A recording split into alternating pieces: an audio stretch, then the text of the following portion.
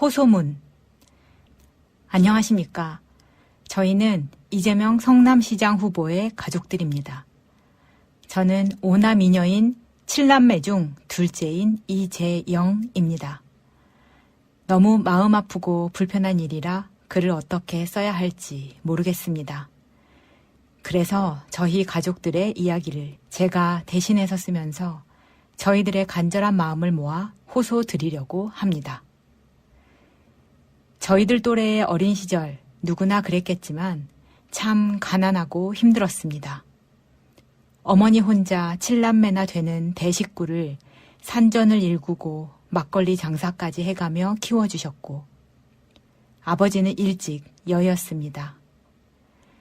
어려운 가정 형편으로 우리 형제들은 예외 없이 진학하지 못하고 공장에서 일하며 어린 시절을 보냈습니다. 시장 후보인 넷째 이재명 시장도 마찬가지였습니다.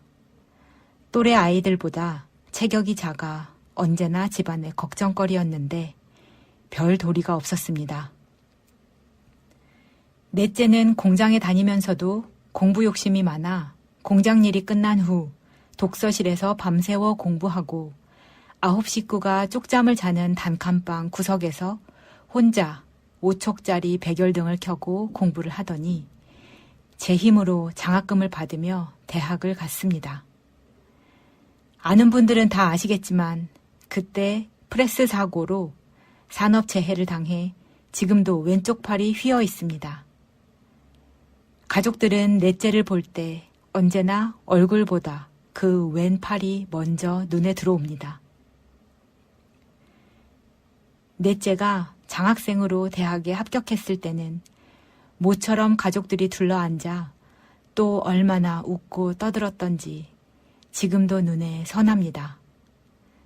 그냥 장학생이 아니고 생활비까지 지원받는 장학생이었습니다. 넷째가 장학금으로 셋째 재선이를 공부시켜 셋째도 대학생을 거쳐 결국 회계사가 되었습니다.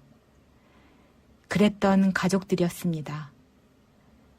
풍족한 생활은 아니었지만 어려운 형편이 오히려 가족들을 더 단단하게 만들어줬습니다.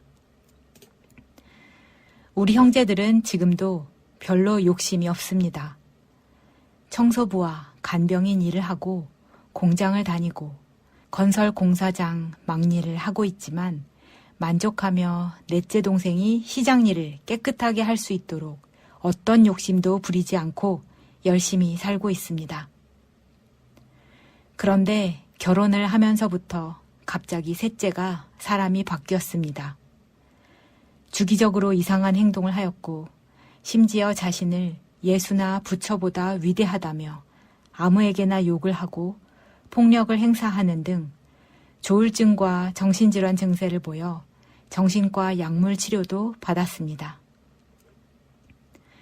넷째가 시장이 된 후 셋째가 이런저런 청탁을 하였는데 동생 시장이 단호하게 거절하고 아예 전화를 받지 않자 셋째는 돈을 안 준다는 이유로 차마 입에 못 담을 폭언을 하고 10년 가까이 인연을 끊었던 어머니를 2012년에 갑자기 찾아가 동생에게 전화 연결하라며 집과 교회에 불을 질러 죽인다고 협박을 해 하는 수 없이 전화 연결을 해주었다가 형제간에 심하게 싸운 일이 있습니다.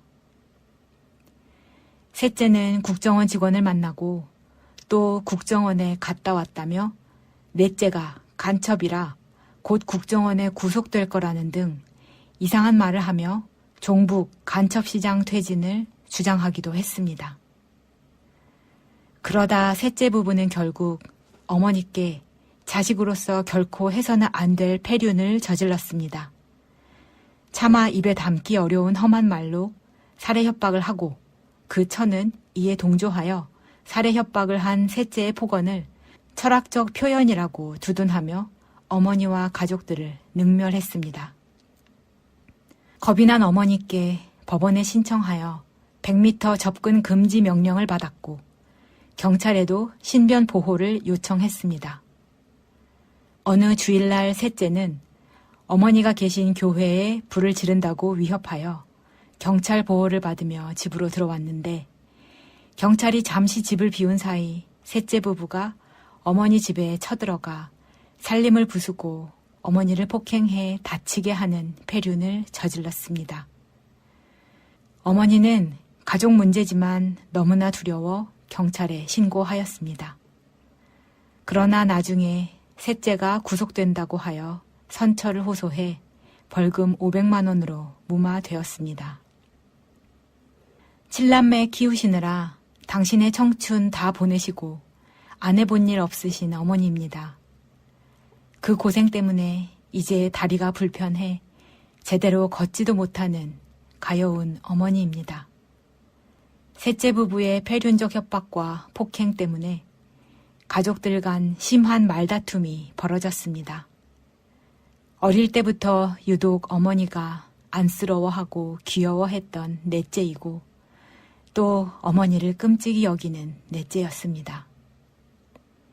잘못된 일이라 생각이 들면 참지 않는 성정의 넷째도 시장이라는 체면을 잊은 채 가만히 있을 수 없었을 겁니다.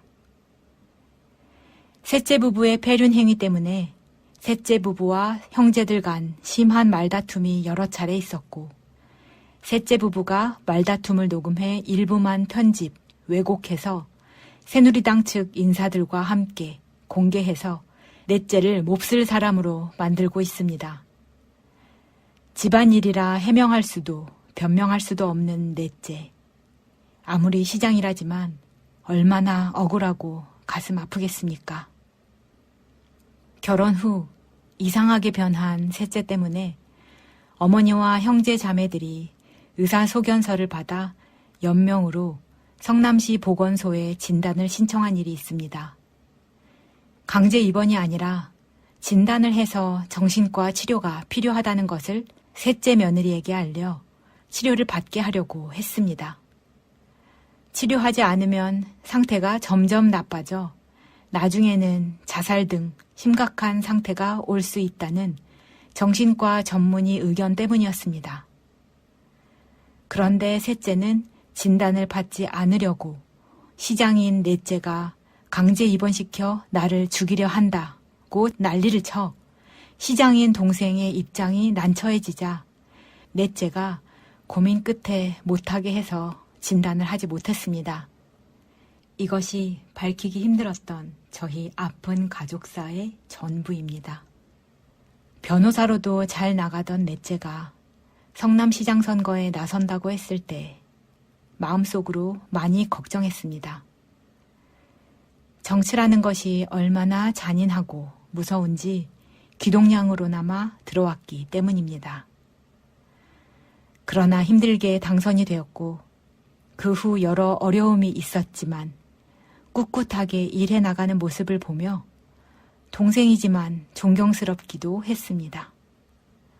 어쩌다 한 번씩 어머니 모시고 형제간에 밥이라도 먹을라 치면 몇 숟갈 뜯어 말고 전화 받으며 나가는 동생이 안쓰럽기도 했습니다.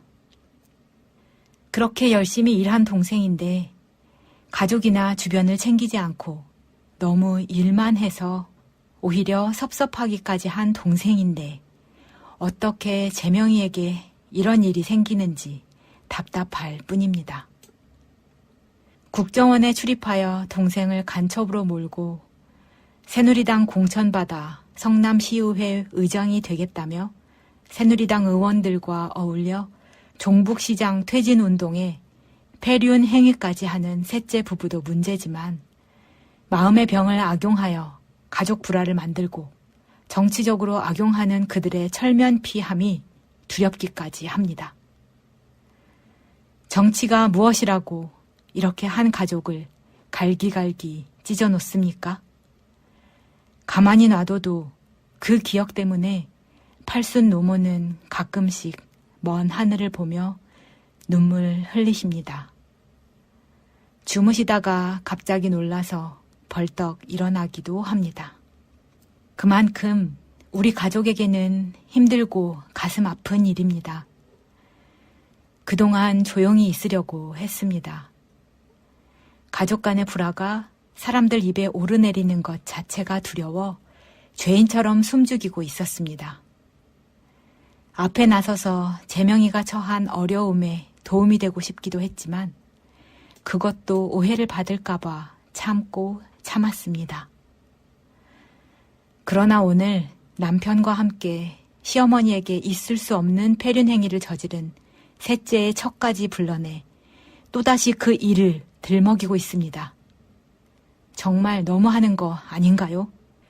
부모에게 폐륜한 가족과 다툰 넷째를 폐륜으로 몰기 전에 폐륜한 셋째 부부와 이를 조장하고 악용한 정치 세력과 국가가 더 나쁜 폐륜 아닌가요? 간절히 부탁드립니다. 제발 저희 가족 일을 더 이상 정치적 목적으로 악용하지 말아주십시오. 권력이 아무리 좋아도 이렇게까지 잔인하게 해야겠습니까? 팔순 노모의 마음을 생각해 보십시오. 10손가락 깨물어 안 아픈 손가락 없다고 했습니다.